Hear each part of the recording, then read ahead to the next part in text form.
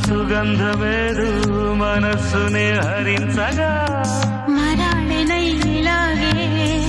మరీ మరీ నటించనా విహారినై వాడే తిరి భువి స్పృశించనా గ్రహములు